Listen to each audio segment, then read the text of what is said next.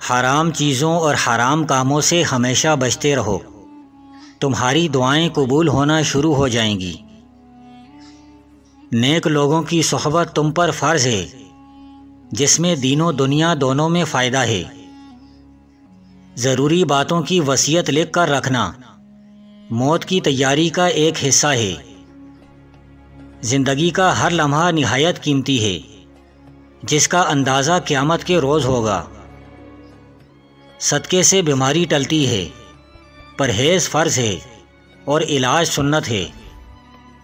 دنیا میں سکون صرف ان کے لیے ہے جو اللہ کی مرضی کو اپنی مرضی اور رضا سمجھتے ہیں۔ معمولی فکر اور توجہ سے ہم دنیا کی دولت اور بے شمار اجر و ثواب حاصل کر سکتے ہیں۔ تمام مصیبتوں اور پریشانیوں کی جڑ اللہ کی نافرمانی ہے، جس کا علاج صرف استغفار کرنا ہے۔ گناہ کی طاقت کا اندازہ اس وقت ہوتا ہے جب گناہ کو چھوڑنے کی کوشش کی جائے۔ ماں باپ کی نافرمانی ایک ایسا گناہ ہے جس کا وبال بہت جلد دنیا میں ہی آ جاتا ہے۔ جس گھر میں اللہ کا ذکر ہو وہ آباد رہتا ہے، اور ذکر کے بغیر ویران ہے۔ ایمان کے بعد سب سے بڑی نعمت عافیت ہے، جو ہر وقت کی ضرورت ہے۔ ہر اچھا کام پہلے ناممکن ہوتا ہے، لیکن دعا اور ہمت سے وہ کام ممکن ہو جاتا ہے۔ غصے میں کبھی فیصلہ نہ کرو اور خوشی میں کبھی وعدہ نہ کرو۔ دین اپنی خواہشات پوری کرنے کا نام نہیں، بلکہ اللہ عز و جل کے حکم کی پاسداری کرنے کا نام ہے۔ ہمیشہ اس راستے پر چلتے رہو جو راستہ اللہ سے ملا دے۔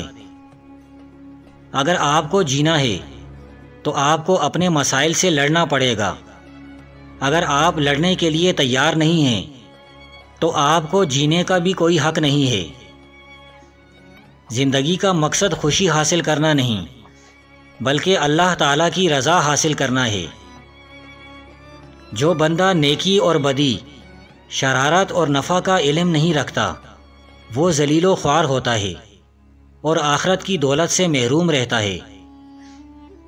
انسان جلد باز ہے، جب کوئی مصیبت آتی ہے تو گھبرا کر چیخنے لگتا ہے، اور جب اس سے نجات مل جاتی ہے تو ان سنگین لمحات اور پرآشوب حالات کی ہولناکیوں کو فراموش کر دیتا ہے۔ دولت کے بھوکے کو کبھی راحت نصیب نہیں ہوتی، وہ ہمیشہ بے چین و پریشان رہتا ہے۔ خوش اخلاقی ایک ایسا پھول ہے جو کبھی بھی نہیں مرجھاتا، مرتے دم تک کھلا سا رہتا ہے۔ علم کو ریا سے اور پیٹ کو حرام خوری سے بچائے رکھو، اسی میں تمہاری فلاح ہے۔ عقل کا ثمرہ یہ ہے کہ آدمی دوسروں کے حال سے عبرت حاصل کرے اور نیک کاموں میں اپنے خیر خواہوں سے مدد طلب کرے۔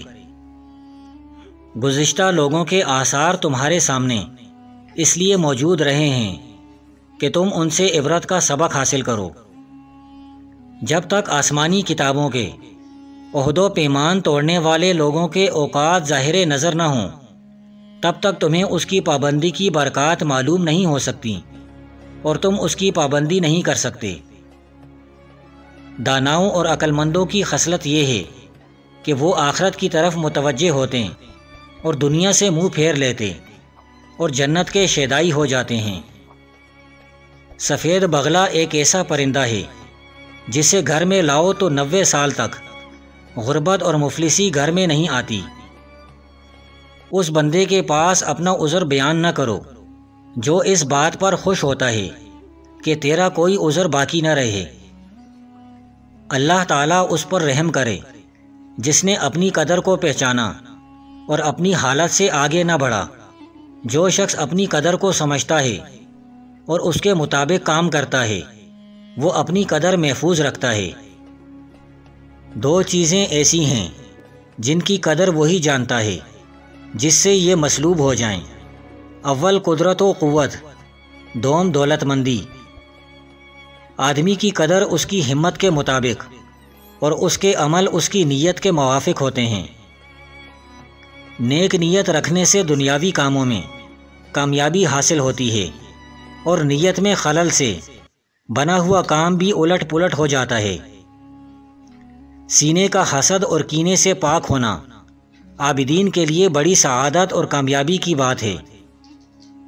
وہ قابل رشک شخص ہے جس نے آخرت کے مقاصد حاصل کرنے میں کامیابی حاصل کر لی ہے، اس بے عقل سے کہیں بڑھ کر ہے جو اپنی شقاوت اور تدبیری سے جنت کی نعمتوں سے محروم رہا۔